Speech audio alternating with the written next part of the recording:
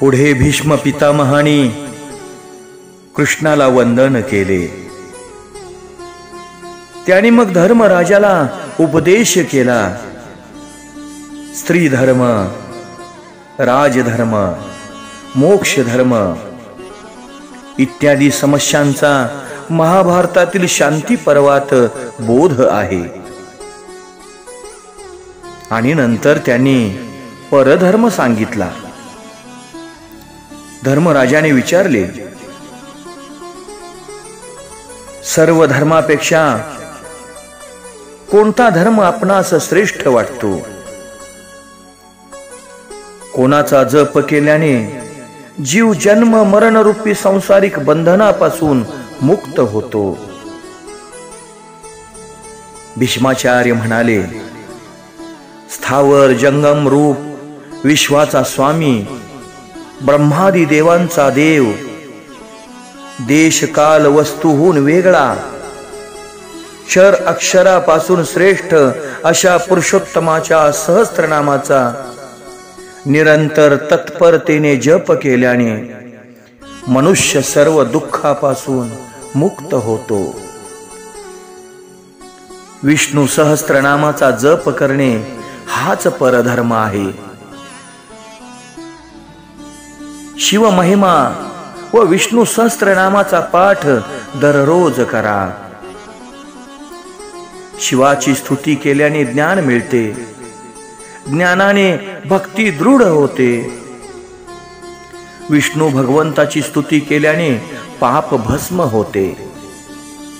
सहस्त्रनामाचा पाठ केल्याने ललाटी लिहिलेला ब्रह्मलिखित लेखही बदलला जातो। जन्म मरणाच्या फेऱ्यातून जीव मुक्त होतो।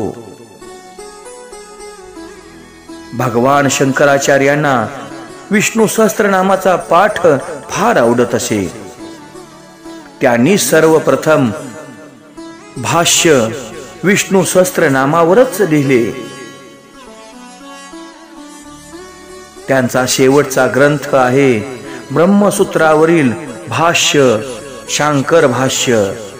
नंतर मग त्यांनी लेखणी खाली ठेवली। विष्णू सहस्त्रनामाचा पाठ रोज 2 वेळा करा। 12 वर्षे असे केल्याने अवश्य फळ मिळेल। एकदा रात्री झोपण्यापूर्वी पाठ करा। यात दिव्य शक्ती आहे। ललाटी लिहिलेल्या लेखांना बदलण्याची यात शक्ती आहे।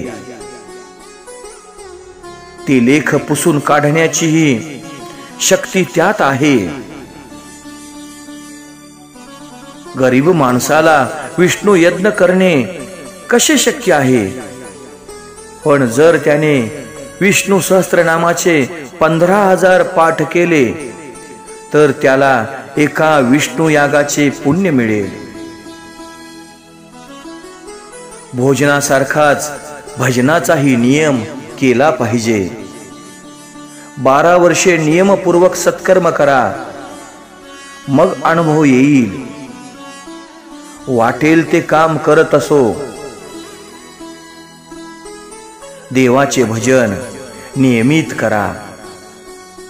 ज्या परमेश्वराच्या कृपेने सुख मिळाले, पुत्रप्राप्ती झाली, त्या भगवंताची भक्ती वा स्मरण जर जीव करणार नाही तर त्यापेक्षा अधिक पाप मोठे कोणते? जय जय राम कृष्ण हरी।